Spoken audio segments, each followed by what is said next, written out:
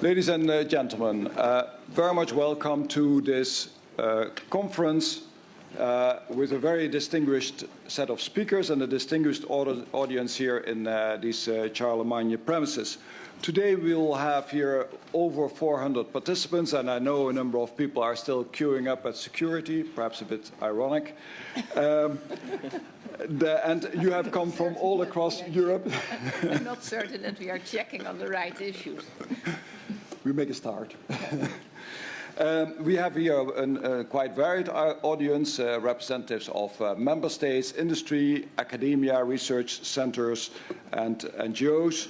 And we are getting together here because a little bit over a year ago, the External Action Service and the European Commission adopted a joint cybersecurity strategy for the European Union called an open, safe and secure cyberspace. And in the strategy, it was announced that in 12 months from that moment, we would take stock also in the light of the then recent developments, which is actually interesting that it was written a year ago already in that strategy. That strategy is spanning across domains, as you know, and it was a first in the European Union at the European level.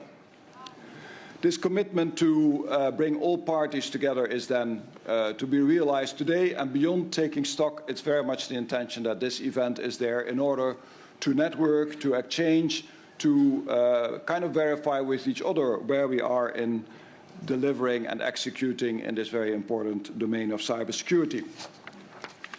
Now, we will have today a number of keynote speeches.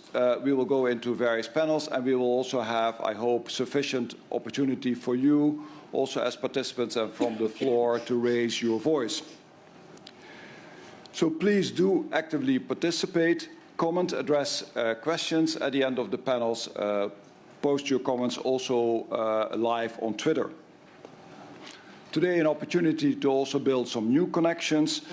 In a sense, we are here as one community, and it's the delivery of an open, secure, and safe and prosperous cyberspace is something that is really to be a joint effort. Without further ado, I would then like to move into the first part of our program, and we are very honored that we have today here as keynote speeches, as the first keynote speeches to be delivered by Vice President Neelie KROES and Deputy Director General Maciej POPOWSKI. And I would like to give the floor to Vice President Neelie KROES of the European Commission responsible for the digital agenda. Yeah. That's probably best.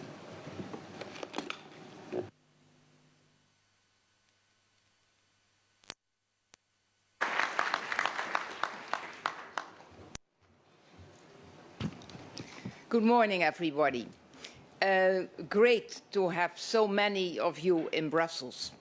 Normally speaking, Brussels is not the most attractive issue to go to, but in this case I think it makes sense to, indeed what Paul was mentioning, get your network enlarged, but also getting more into depth, so to say. And we are all aware that the digital technologies are changing. They are changing today again, and not because we are gathered. I can assure you it is on a daily basis. And it is changing our world, no doubt about that. And today we are already seeing the difference it makes. From cars to classrooms, from payments to power stations, there is no sector, there is no issue excluded. And this offers huge opportunities for citizens. It is offering huge opportunities for the society and for the economy too. I often focus on the economic opportunities, and they are significant, I can assure you. The internet economy generates over 1/5 of our growth. 200 million Europeans buy online each year. Just a start, so to say. But it is more than economic, and I don't need to explain to you. It is also for true believers. As Pope Francis put it recently, good communication helps us to grow closer, to know one another better, and to grow in unity. And in his own words, the internet is a gift from God. I don't know if it is a gift from God, but his words, anyhow, are definitely a gift to the digital agenda. And what we have seen is just the beginning. It's just the start. On the horizon stand new opportunities. Big data, cloud computing, Internet of Things, high performance, quantum computing, you name it. And of course, and that's always the case, like any new advance, those opportunities can be misused. We have the technological ability to do immense, unprecedented things. And many of those things are positive, many are positive, some are damaging. That is also reality. And increasing reliance means increasing vulnerability. The massive scale of online spying shows how technology can be used for ill. Invading privacy, invading human rights, eroding trust in the online world and in our governments. And that, of course, is totally unacceptable. As Estonian President Toomas Ilves put it recently, it is as though we have two cultures, those who care about technology and those who care about liberal democracy. And not only do they not talk to each other, but act as if the other don't exist. It's time those two worlds learned how to understand and interrelate with each other. Then we would not have a situation where, for example, mass observation of citizens is seen by some as acceptable, merely because it is technically possible. Or, on the other side, where policymakers look at big data and can see only dangers and threats instead of opportunities. People, including me, I'm quite open, sometimes talk about our digital rights. But I don't think that is quite right. Those are not digital rights, nor online rights. They are human rights, and they apply just as much online as off. Whether it is privacy, or freedom of speech, or consumer protection. New technology can enhance our humanity. It should not override our human rights. And in the real world, those freedoms enjoy protection, checks and balances. And in the very different online world, those safeguards may need to be different, but they must be present at every level, political, organizational, technical, and based on common principles like transparency, responsibility and accountability. We need to put our foot down to provide those protections. On that note, I welcome President Obama's speech last month on reforming the NSA. That went in the right direction. But goodness gracious, it's not enough. And I'm explicitly asking President Obama to be courageable in the next steps. We also need to ask ourselves the right questions. Not why the US wanted to bug the phones of so many, but how did they manage to succeed? Why are we so unprepared and unsecured against such threats? And you could ask, of course, why does so much of our data leave Europe? Or you could ask, why do our citizens prefer American platforms? And why are our European equivalents unable to compete? What the NSA can do today, others can do tomorrow, by the way. Or maybe they are already doing it. Let's not be naive. Spying is the second oldest profession in the world. And sometimes it's even combined with the first. The big lesson for me from Snowden is that technology and democracy have to talk to each other. And if not, then the result will be a disaster. And that is also for the US government at stake. The revelations of Snowden were shocking, but in a sense, they were a blessing in disguise. It was the well-known wake-up call. And we need the wake-up call, absolutely. Perhaps not you, but I can assure you all those out of this room really need the wake-up call. And at the very moment we are making the transition to a data-driven world, these revelations could not have been more timely. We can't find an excuse anymore.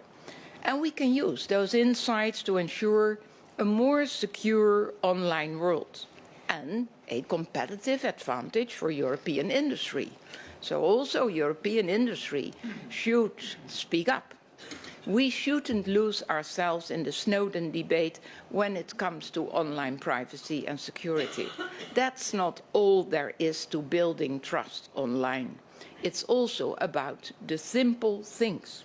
It is about people trusting that their personal data on social networks is protected, about small businesses understanding what their cloud provider is offering, about citizens having the option to use secure e-identification if they don't want to be impersonated, about children protected and empowered to avoid online risks. And without security, there is no privacy, nor true freedom. You have no private life if your house has no walls. You are not free to walk the streets if it's not safe to do so. And those cyber breaches happen for multiple reasons. They are all too common and all too costly.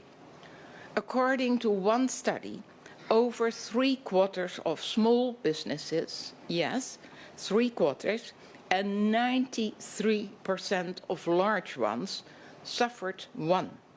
Each one cost up to 50 million euros.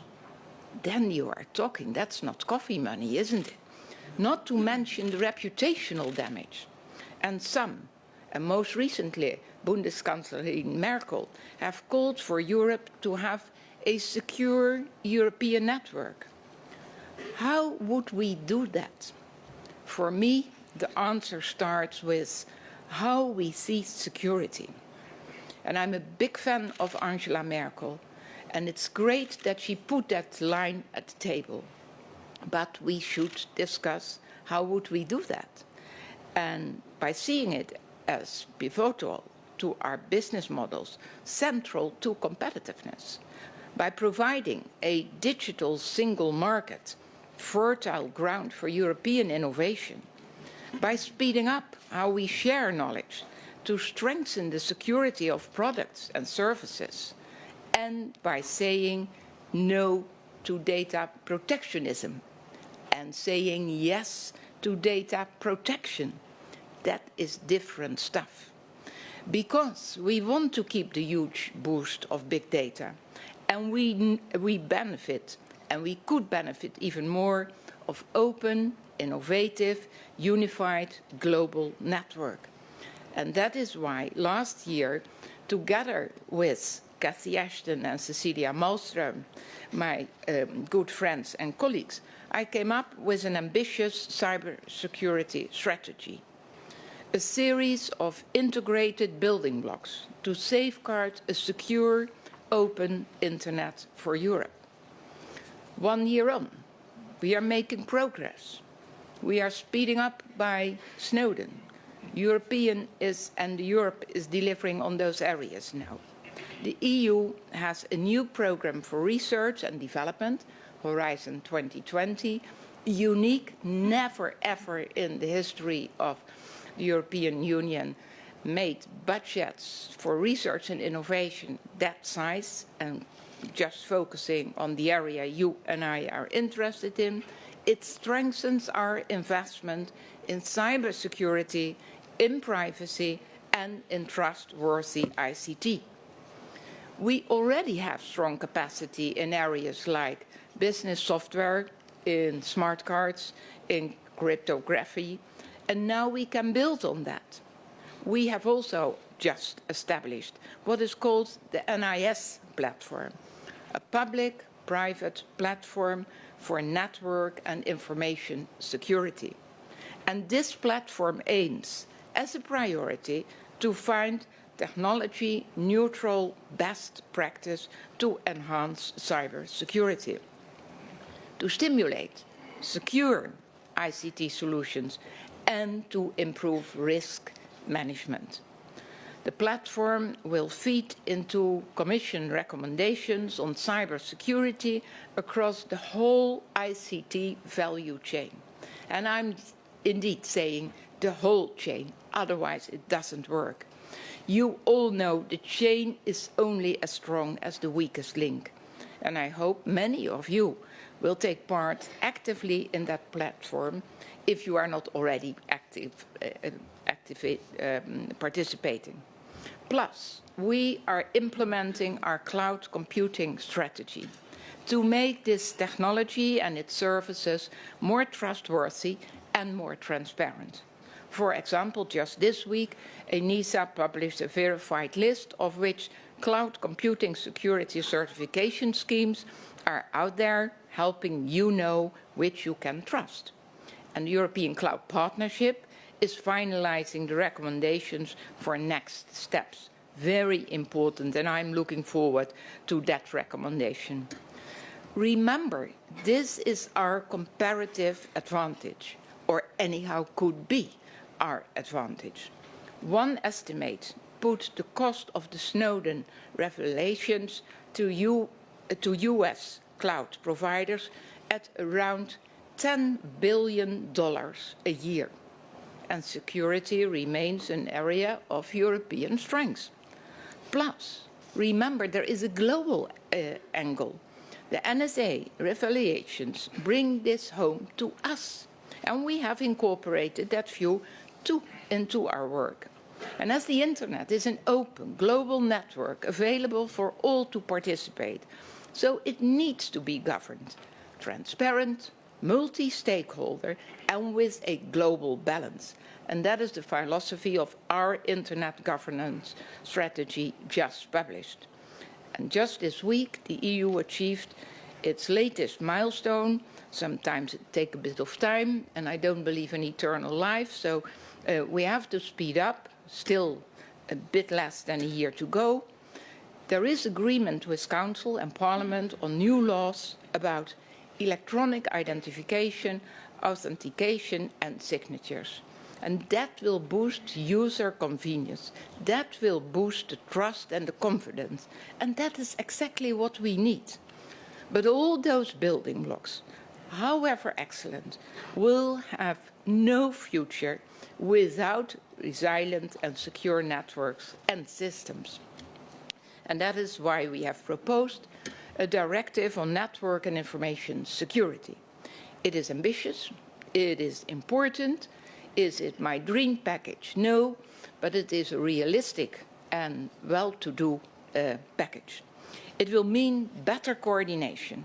It will mean better coordination and risk management, and that is what we need.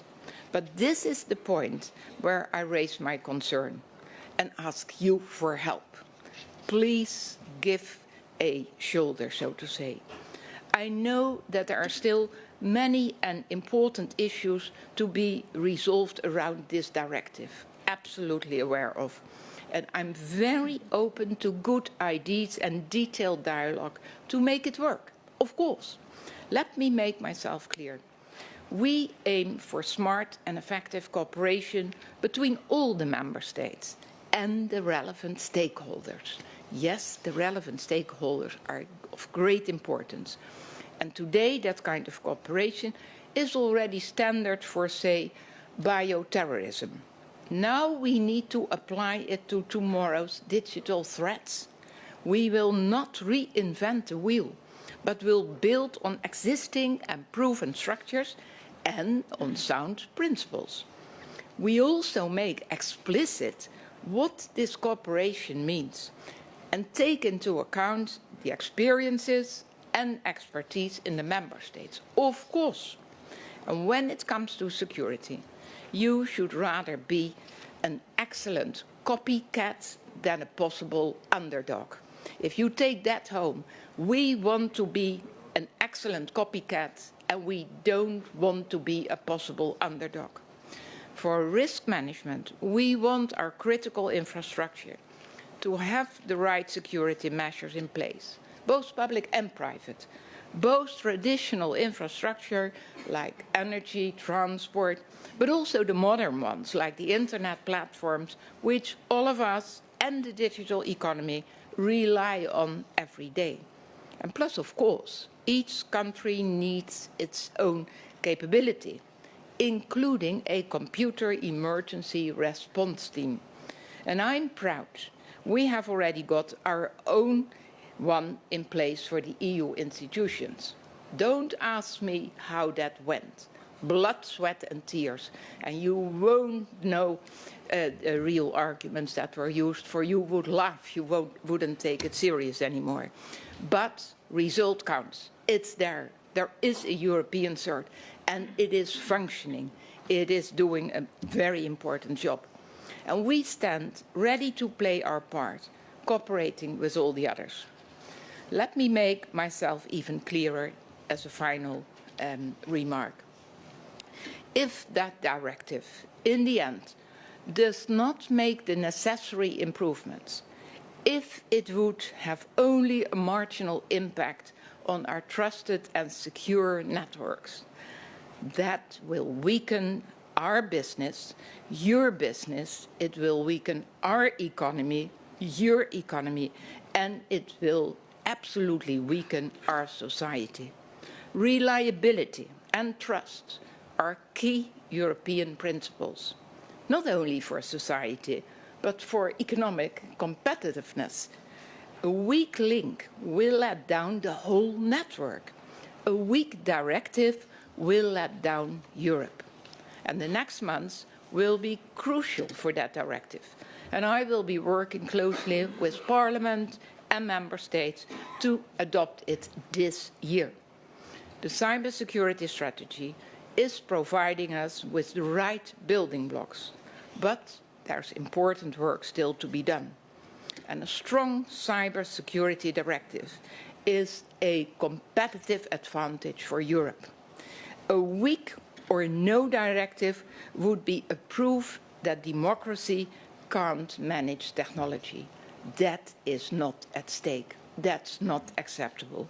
And I sincerely hope that you and I are all sharing the same ambition. And I'm nearby certain that that is the case. Let's make Europe the world's safest online space. Thank you.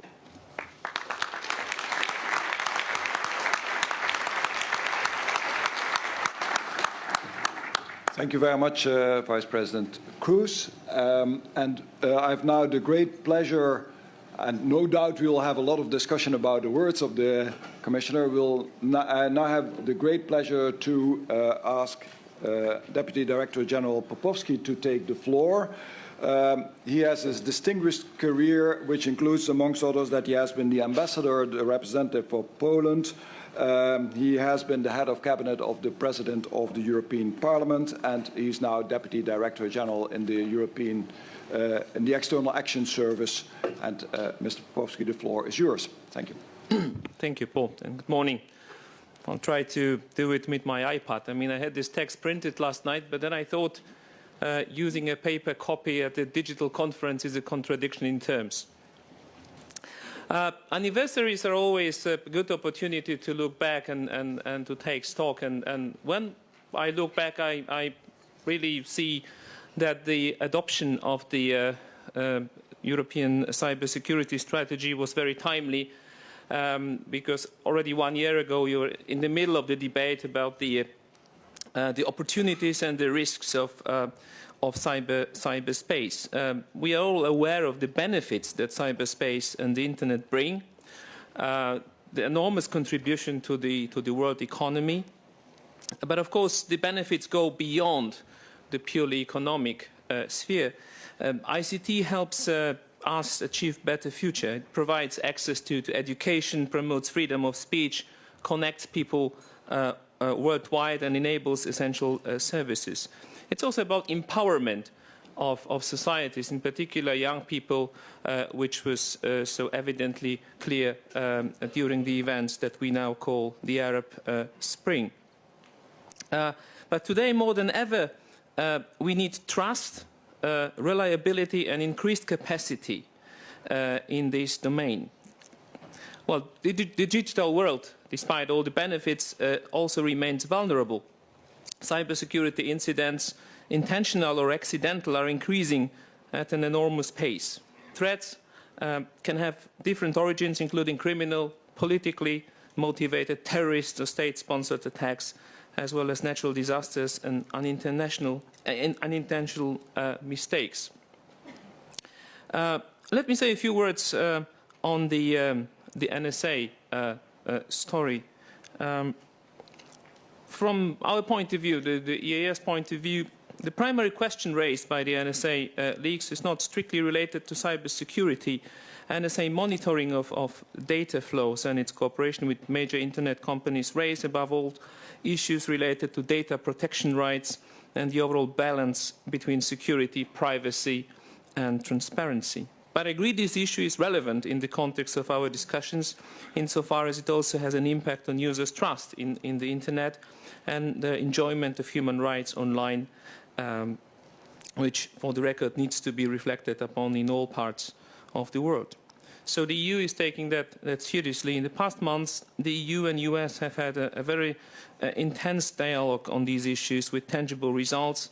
As mentioned by the Commissioner, President Obama announced a number of reforms, including safeguards applicable to non-US persons. This is a major step in the right direction, and the EU continues to work closely with the US to rebuild trust. This will require further steps, including strengthening our cooperation on data protection issues and in a number of key related areas such as cybersecurity. So the upcoming EU-US summit that will take place in Brussels on the 26th of March should be an important moment in this regard. Now, coming back to the international dimension of cybersecurity, now I would say that the message of the European Union is threefold. First, trust, accountability and responsibility are as important in the era of technology as ever before. Consequently, the responsibility for a free, open and secure cyberspace lies with all participants in the global information society, from people to governments. The EU supports the efforts to define norms of behavior in cyberspace that all stakeholders should adhere to. Just as the EU expects citizens to respect civic duties, social responsibilities and laws online, so do states need to abide by norms and existing laws. Technology can be used for different purposes and, as we have been made aware, also for harmful ones. But the EU supports the development of norms of state behavior that aim to achieve more trust in the international cyber relations. Initiatives to develop confidence-building measures in cybersecurity offer a valuable set of norms on how states should guide their behavior, and the recent agreement on confidence-building measures at the OSCE is hopefully an achievement that can be built on in the future. We have already, as we call it, mainstreamed cyber issues into our diplomatic dialogue with many partners, and we take it very, very seriously. In particular, in conflict situations, we have to realize that if conflicts extend to cyberspace, then we should not look to create new laws, but apply the existing principles of international humanitarian law, the Hague Conventions or the Geneva Conventions. There is no shortage of rules. We just need to use them properly. Access to information is easier in the cyber era than ever before. Nevertheless, this access is not always granted to all parts of the world. The European Union remains resolute in its commitment to promote cyberspace as an area of freedom and fundamental rights. Well, the second message is that in general terms, we continue to work towards the goal of everyone being able to have access to the internet. We believe that increased global connectivity will advance democratic reforms worldwide. We work hard to promote freedom of expression online as a fundamental freedom. In fact, we are currently developing new public guidelines on freedom of expression online and offline. Cyberspace will help us reach the development goals, but only if private sector innovation and civil society enthusiasm are preserved. We need trust and confidence among all actors in cyberspace, companies, governments, civil society, to be able to exploit the full benefits of technology. We therefore need continued collaboration among all these stakeholders, as well as transparent and accountable model for undivided internet. And this brings me to my third point. Trust and confidence in technology depends on knowledge and capacity. Not all the countries inside and outside of the European Union have an equal technical capability, preparedness and legal framework to address cyber threats. Many policymakers are looking for models for how to structure capacity building efforts, what methods to use and how to measure their efficiency. So capacity building means the construction of safer and even more reliable communication networks worldwide. We intend to engage with international partners and organizations, the private sector, civil society, to find the right model to support capacity building. Our further aim should be to have resilience already included in the package when introducing or extending communication networks into new markets where reliable and secure cyber infrastructures require continued private sector leadership. In a successful national model, private and public sector will work together, law enforcement agencies will link up with the incident response community, policymakers and the technical community will elaborate common goals. Equally important is to have a proper legal framework in place for facilitating the investigation and timely prosecution of cyber offences.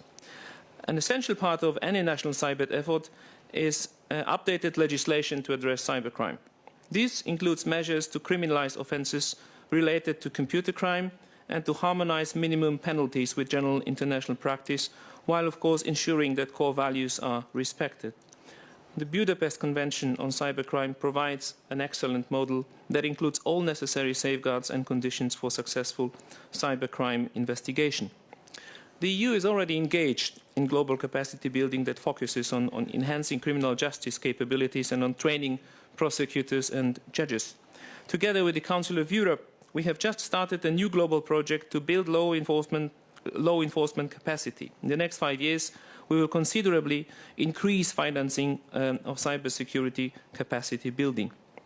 And in order to take the global cybersecurity capacity building efforts forward, we are organizing a stakeholder conference on capacity building in March of this year. We should also, in this area, look for synergies across many development areas to improve governance, ensure respect for human rights, build infrastructure and provide basic education. Let me now look into the future. It's also the other part of any anniversary event. Because of the global nature of cyberspace, most policy decisions have international implications. This requires an active international engagement on the part of the European Union. Our cyber diplomacy should reflect our core values and promote our strategic interest. Our approach should take into account a now truly global user base and an increased reliance on cyberspace for economic, social and political activities. Structured EU cyber consultations already take place with United States, China, India. Discussions are ongoing to open up cyber dialogues with Japan, South Korea, Brazil and a number of other countries. Active cyber dialogues with strategic partners will build confidence, exchange best practices and tackle issues of common concern. Many recent cyber developments have also taken place in other regional and international organizations. Therefore, the EU should maintain its close relations with them. And in future capacity building, we need a better coordination of efforts as well as a sufficient overview of existing initiatives. We need to bring together the development aid and cyber communities, the public and private sector, technologically advanced and less advanced countries.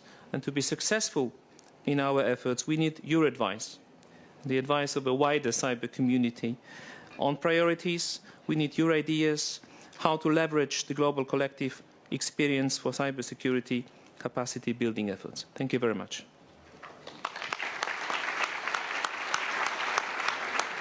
Thank you very much. Thank you very much, Mr. Popowski. We now have the pleasure to move from these